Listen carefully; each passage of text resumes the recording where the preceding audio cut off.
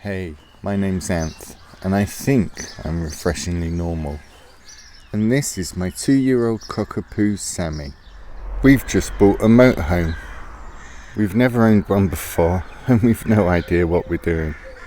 So come join us on our Great British motorhome adventure.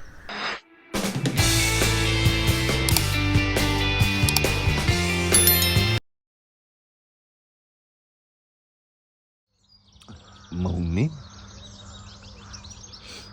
Here we are at Wick Caravan and Camping Site, which is the last stop before we make our way to John O'Groats, which will complete the journey north. And you can hear I've got quite a morning chorus. Actually, on all of the trips so far, every morning, it's just the noise in the morning and evening is incredible. And you start to take an interest to see if you can identify birds. I've never been able to before. And you realise, I mean, like here, there's probably 10, 11 different species that I can recognise as being different now, as opposed to just birds. So there's probably more. And I saw my first swallow yesterday, the 2 long tail things. That was pretty cool. So today I have seen what I think is a new species of bird.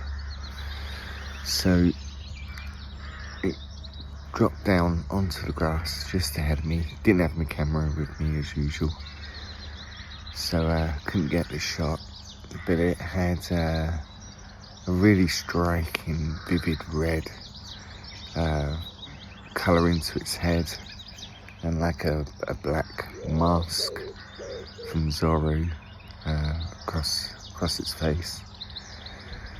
And so I got to thinking of different names that I could call it, having discovered it, derivations of Sammy and Anth. So I was thinking of the Samantha. And then of course I thought, well, best check online, make sure that it is a brand new one. And I discovered it's this. So 2 points to make. Number 1, I never realised a common house sparrow was that beautiful. But then I've never looked before. Number 2, just as well I didn't go to the RSPB with my brand new find, because no doubt they'd be calling it Amp's tit. Amp's a great tit.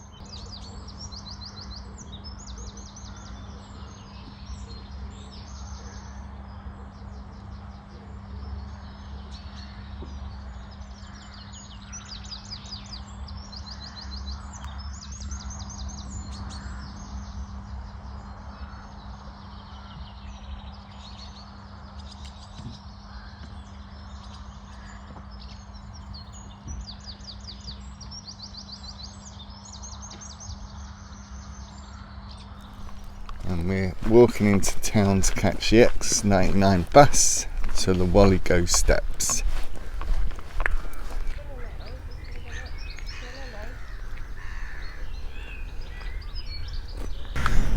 Sam's decided to be dangerous today. He's walking the wall along the edge of what is a 3 or 4 foot drop. There you go. Swapping over. No, this way. It is like having a kid, isn't it? Yeah.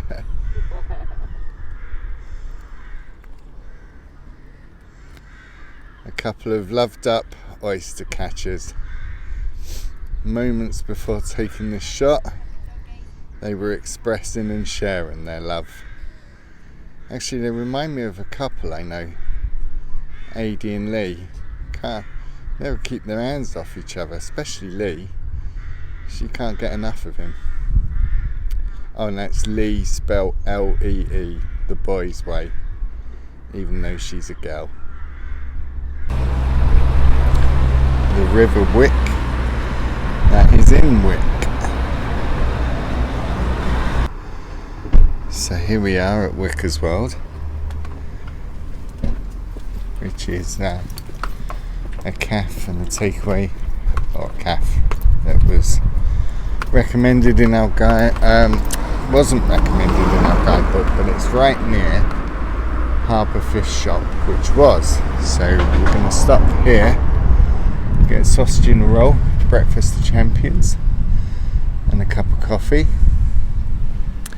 And currently we're thinking that our plans to go to Wallingo Steps are unlikely to succeed, because it seems that the bus runs every 4 hours, not every 20 minutes,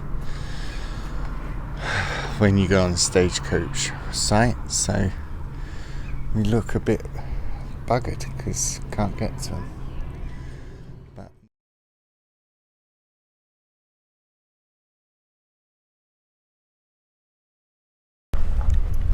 so here is the Wick Cache, which apparently the clue is the mermaid.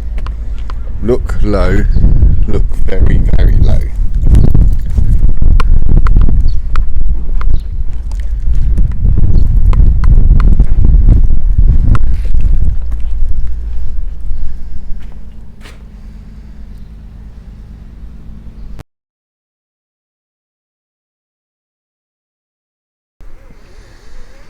This is the original site where L.S. Lowry painted Black Steps, Wick in 1936.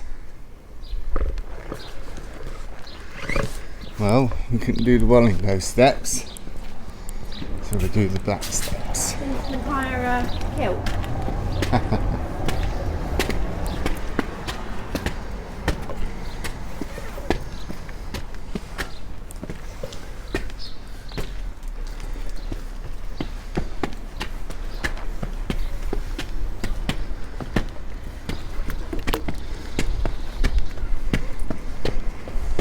We're done. And there you go, mobile banking. The sun is on its way. Here it comes, past us now.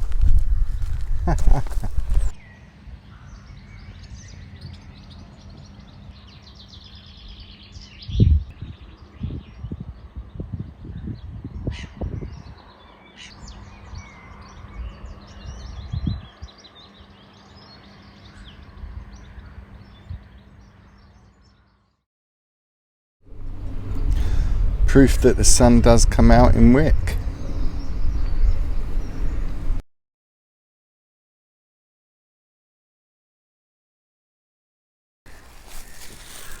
And that's the difference the sun makes.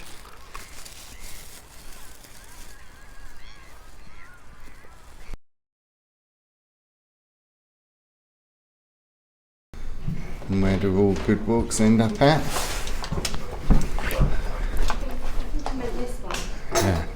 You mean this one? Sorry, no, just have one in the corner there. It says one? reserved on it, yes. Oh, That's fine. You could definitely lose yourself in here for a lifetime. Somewhere up there. I need one of those in my sugar tash. Just been speaking with a hotel owner, and it turns out John Lennon stayed in this hotel for a night. As the Beastie Boys play. This was recommended in our guidebook, so let's see. So yesterday at the Mackay Hotel, we got speaking to the owner manager. He was a nice old man, sort of man you'd want to serve you in a hotel bar. And there was a couple of cabinets full of whiskies and things that they offered. I didn't take any, but they certainly looked good. And he was telling us that Dunnet Bay, where we're going today, is where John Lennon's aunt and uncle used to own a croft. So John Lennon used to come up there regularly. Anyway, few years back for his 70th birthday, the remaining members, or the current members of the Quarrymen, formed, and they went up to Dunnet Bay, specifically the Smooth Caves where we're going, and they played a set, and Paul McCartney's brother, attended, and he said that while they were up there, John Lennon, in the 60s, John Lennon was up there and they had an accident in his car, and he stayed at the McKay Hotel overnight. And then following this gig by the Quarrymen a few years back, Mike McCartney took to coming up every year unannounced and just staying 2 or 3 days for a few years in a row, apparently. So yeah, he was an interesting guy, and was telling.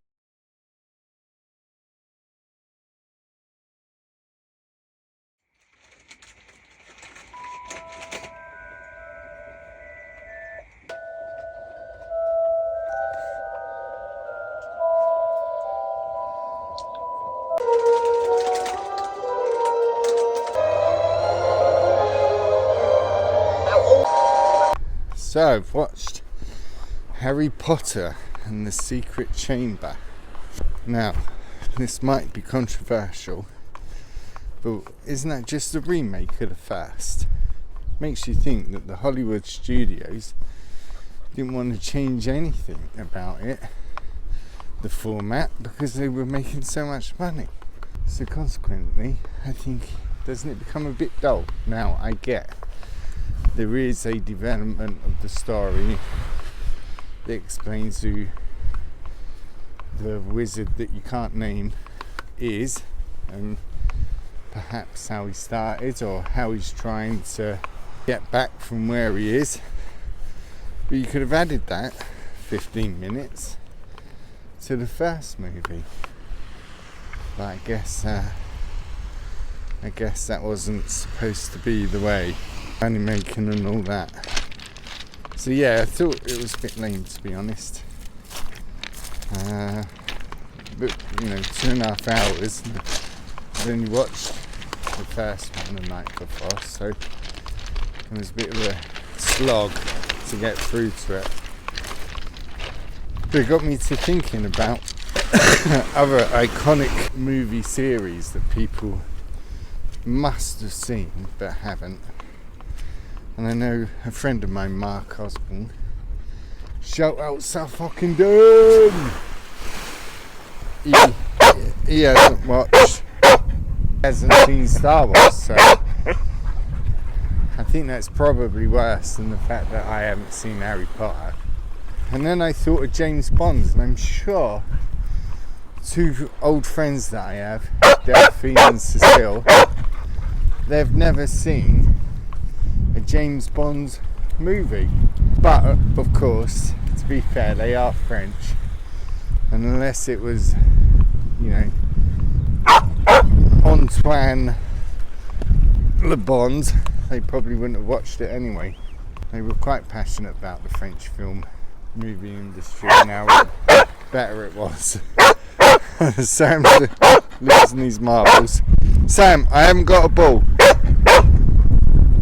Anyway, I best go. It's not listening. So what are the Scots like? Well, actually, before we came, I'd heard a lot of sort of horror stories. Everybody tells you horror stories, don't they?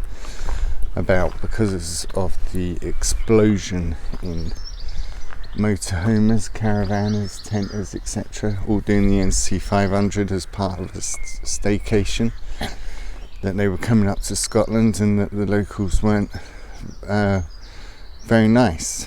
And there's always 2 sides to that story, and I mean, I'm sure, like most groups in life, there's just as many knob ends in travelling as there are in any other group.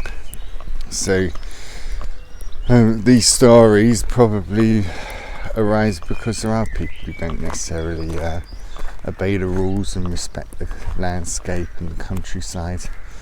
But my experience has been fantastic.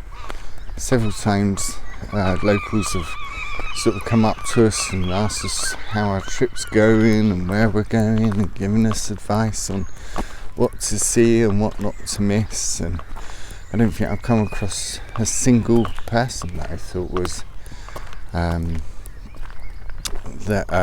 was unfriendly. So yeah, no, really enjoying it.